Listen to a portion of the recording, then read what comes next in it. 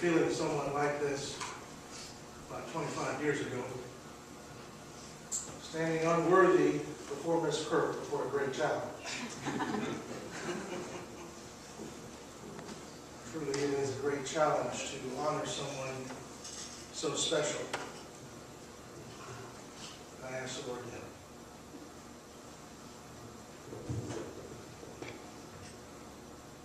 Born Ora Mae Belcher on June 27, 1927 in Clarksville, Tennessee. She's now at peace in Jesus and died at the age of 83, November 23, Wills Memorial Hospital. Daughter of the late Carl Belcher and Netta Mae Driver Belcher. She grew up during the Depression, which greatly impacted her and her development, how she thought, how she lived. She learned the value of work and having a good work ethic from her father. I enjoyed listening. Jack, I think you assisted having this done. Oh, I'm sorry. There you go. Great idea. She recorded her story. And fascinating to hear how the story is from her. And so I spent last night with Miss Kirk, having listened to her stories. She was proud of the jobs her father worked on. Proud of her dad. She learned the qualities of what makes a good mother from her mother, whom she revered as one of the greatest women that she'd ever known.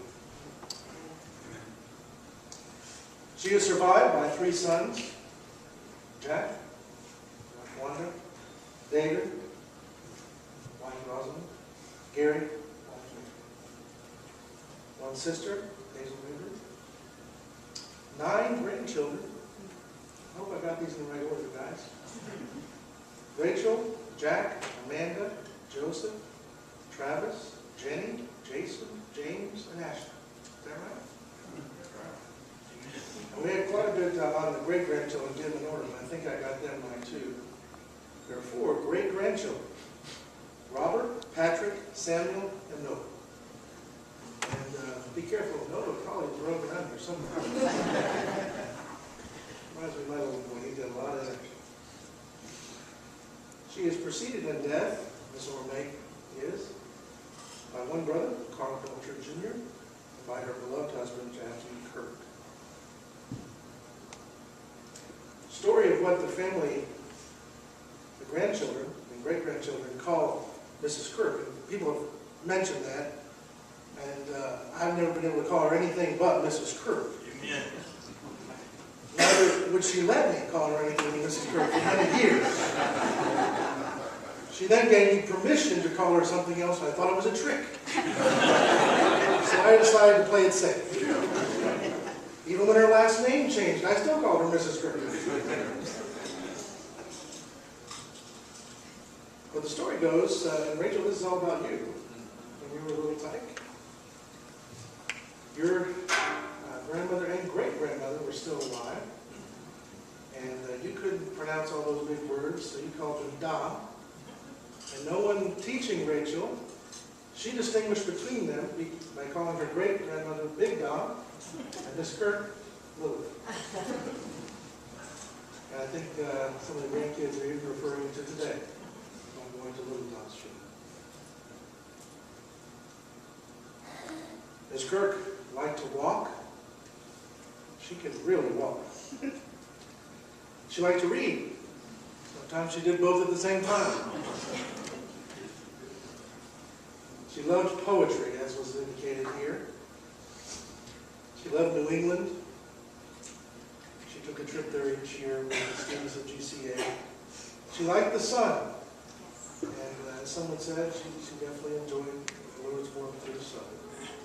Gardening and flowers. Although she was kind of getting frustrated with the whole deal toward the end there.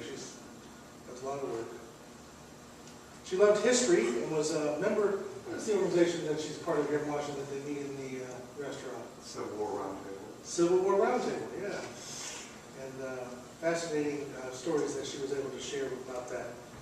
She especially enjoyed 3ABN television, and she would watch that a lot. Her favorite speaker being Stephen Moore. She thought he was a great scholar. Famous for many things, blonde brownies, and I can say that blonde brownies made me the man I am today. Thank you, Miss Kirk. She dressed well. And when I say that, no matter what she did, she dressed well. She was conscious of how she appeared. She was a true lady in every sense of the word. She was articulate and compassionate, opinionated, but an advocate to the downtrodden, a godly woman. Well educated with a master's degree, her passion in life was teaching, but oddly enough, I suppose she's told you this story, but she shared with me that she kind of came into teaching kind of pragmatically. They just said, what degree should we study? What's going to be best for the family? Well, if I'm a teacher, I can spend more time with the kids. So that's what led her into teaching. It's kind of just thinking it's probably just best for us. And I believe God's hand was in that because many lives were touched by her entering that field. As already has been said, she taught at GCA for 16 years, 1978 to 1994, a legacy of many, many students. She taught English. She was a teacher, an advocate, a friend, and a mother to the students. Remember honors English class, junior year.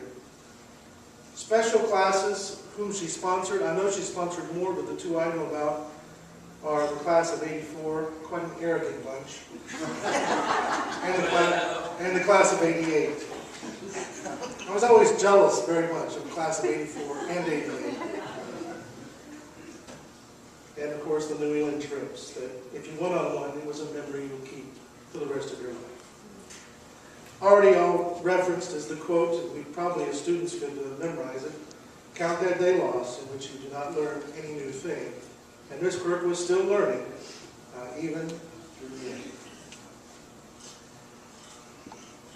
I find it strange that I stand here today.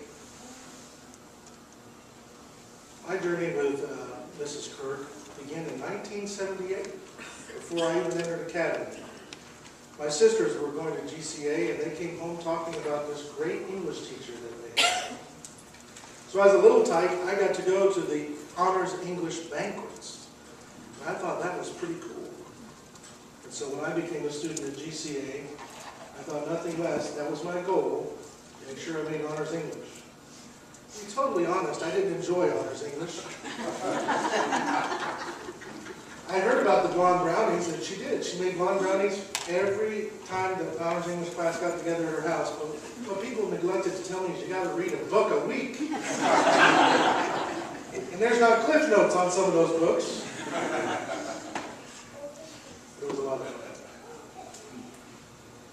It was a lot of fun, but it was almost as if providentially our paths would cross on a regular basis. As a student, I enjoyed her, I became her friend. I was taught not to settle for okay, but to excel. I was taught in tests, this is a good thing for young people, I was taught in tests, especially in literature tests, that if you're not sure of the answer, give only the last name. Because Emerson might be right, but Bubba Emerson is not right. One day, Miss Kirk came out and saw me digging a stump in her yard. She thought I was just the greatest boy that ever lived. I never told her that I was being punished. I was told to dig the stump.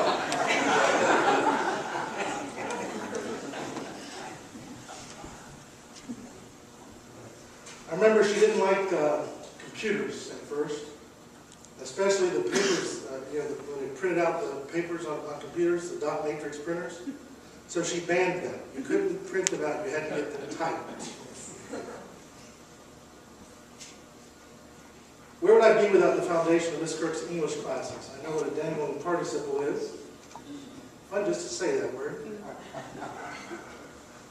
One little thing, pet peeve, that she really got into me all the time was not to end a question with a preposition.